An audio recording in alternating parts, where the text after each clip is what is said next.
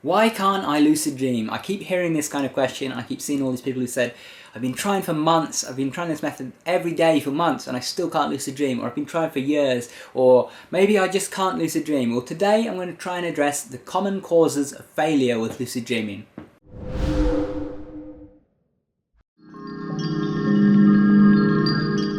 Hey guys, welcome back to Tipharot. It's me, Matt here, and today I'm talking common reasons for failing at lucid dreaming.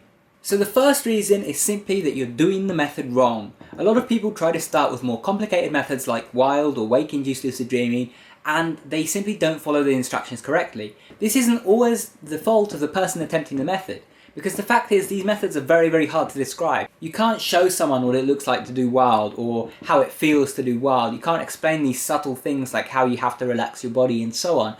You can only do your best attempt at describing them, and often that description is not something that's going to resonate with everyone. Some people will listen to that description and it will just click for them and it will make sense, whereas other people will listen to it and they won't get the same thing from it.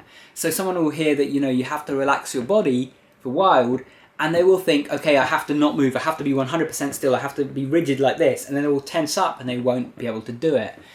Or someone will say that their body has to be, asleep when they're doing it. Some people will think that they have to go into sleep paralysis, which again is not true. And so people get a lot of misinformation, misunderstanding, and basically certain methods like wild just aren't beginner friendly. I do not suggest doing wild your first time if you haven't had a lucid dream before. If you had some lucid dreams, then it's great, learn how to do it because it's a really good method.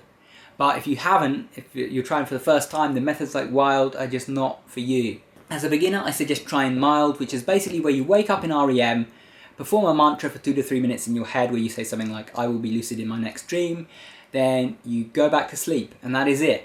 Now, the alarm that you set has to wake you in REM, so typically you want to sleep for around 6 hours, no less than this. So for example, if it takes you half an hour to fall asleep, then set the alarm for 6 hours 30 from then, so that you don't miss it, you don't actually wake up after less than 6 hours, because then you might not be in REM. And that is the only step that you can mess up with mild. You can only mess up the alarm step. So if you're not getting lucid dreams with mild and you've been doing it for weeks or months, then chances are you've just messed up the alarm, and you can fix that and then solve your problem. Whereas with wild, there are so many things that you could be doing wrong that it's not easy for me to tell you what you're doing wrong when you're not having success with it. So I suggest mild if you haven't had a lucid dream, and what you can do to actually further your chances of that is combine it with meditation every night for 20 to 30 minutes, reality checks regularly throughout the day, and maintaining a regular dream journal. Now, the next really common reason for failing at lucid dreaming is simply not being in REM. Particularly if you're doing something like mild, you can actually technically do the mantra at the start of the night with mild. But the problem is, the mantra is designed so that the last thing on your mind when you actually enter into a dream is lucid dreaming. If you actually have a ton of deep sleep before you get into REM and before you start dreaming, then chances are that message is not going to carry over. So while you can do it at the start of the night, the success rate is very low, and I don't recommend that. You should be doing it in REM, because then you're going to instantly actually think about it when you go into a dream, when you fall asleep, because you're going to go into a dream right away, and as a result, you're going to have a high chance of becoming lucid. Now, a good way to know that you're in REM is if you wake up in the middle of a dream. But one thing to note about this is that if your REM period ends while you're in the middle of a dream, then you will wake up. So you could be waking up just because your REM period has ended. So when you wake up from a dream, that doesn't always mean that you're in REM, but there's a pretty high percentage chance that you are. So when you wake up in the middle of a dream, that's a good time to perform a technique, whether it be wild, whether it be mild, or whether it be something else. And you can use this, if you don't like using an alarm, you can just use this. Tell yourself before you go to bed, because you can use the mantra for other things, you don't have to use it for lucid dreaming. Before you go to bed at the start of the night, tell yourself with the mantra for 2 to 3 minutes, I will wake up in the middle of a dream. Say that before bed, and if you do that every night, you will start to wake up in the middle of your dreams, and when you do that, you know you're in REM, or probably in REM, so you can actually perform a technique then. This saves you from using an alarm, so this is great if, for example, you live with others and you don't want to wake them up with the alarm, and you don't want to use a vibrate alarm. This is also great for your sleep, because if you actually wake yourself up with an alarm, that's not good for your sleep. I have completely eliminated alarms from my life. Even though I do things like mild from time to time, I don't use alarms for them, or very rarely, because I don't like using alarms to wake me up from sleep, because they interrupt your sleep and you don't feel as energized throughout the day. It affects your sleep quality, and overall it's unhealthy to use them constantly. Yes, using an alarm every day is not the healthiest thing, because you're interrupting your natural sleep. So what I do instead is I've learned to be my own alarm. I've learned to use mantras, and just to tell myself before going to bed, I will wake up after X hours sleep. I will wake up after so long. I learned this a long time ago. I just learned to tell myself I will wake up after 7 hours, for example. Now, I don't suggest doing this if you have work or school that you have to be to. What I suggest doing, if you want to experiment with this, is have a backup alarm set. So like have an alarm that will wake you up if you way oversleep and you have to get up now because you're going to be late for school or work.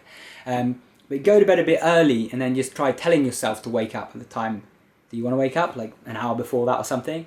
That way, if it doesn't work, then the alarm still wakes you up. There's a good chance that you'll wake up at the time you said you wanted to, and you'll learn how to actually control your body like this. And then you can use this for REM. You can tell yourself, I'll wake up in REM, or I'll wake up in the middle of a dream. And I've done this so much now that almost every night I wake up in the middle of the night, in the middle of a dream. And I don't even do the mantra anymore. I just wake up in the middle of my dreams. So this is one of the ways that I actually lucid dream so frequently, because I tend to wake up in REM, so it's just easy for me to just go, okay, I can perform a technique now. Obviously some nights I'm a little too tired to do that, but when I'm not, it works great. So make sure that you're in REM and play around with it, try different methods of getting there. The next reason that you might not be lucid dreaming is certain medications or substances. Certain medications and substances will lower your chance of remembering dreams and will lower the amount of dreams that you have and so on. So if you're taking anything, whether it's recreationally or medicinally, you should actually be aware of the side effects it has and look up what effects it has on dreams, because some of them will affect them negatively and make it hard for you to lucid dream. That doesn't necessarily mean it's impossible. With a lot of them, you'll not remember any dreams 99% of the time, and it will be really hard to get lucid, but you can still do it if you persist enough with it. It's just it's going to be that extra bit harder, and for some people it might not be possible. The next reason that you might not be lucid dreaming is just that you have poor dream recall. You might even actually be having lucid dreams and just not remembering them. And the thing is, even if you aren't lucid dreaming, the chances are you might not be lucid dreaming just because of your recall. Because if you're not remembering any dreams in the first place, you're not very aware in those dreams either. You have to learn to remember your dreams to learn to become more aware inside the dreams. So start a dream journal, start writing down your dreams, and you'll find that you'll be more aware and more likely to become lucid. So those have been a few reasons why you might not be lucid dreaming. So the main ones I want you to focus on are getting the methods right. If you're a beginner in particular, focus on one of the easier methods, and also on getting in REM. But you also need to pay attention to all the other factors involved. Anyway, thank you guys for watching the video. If you like the video and you want more, remember to subscribe up there. And if you want to keep watching, check out the video that's linked on screen. Also, if you aren't already, you should subscribe to my email list and follow me on Twitter. There'll be more information about those in the description. Thanks for watching, guys. Take care.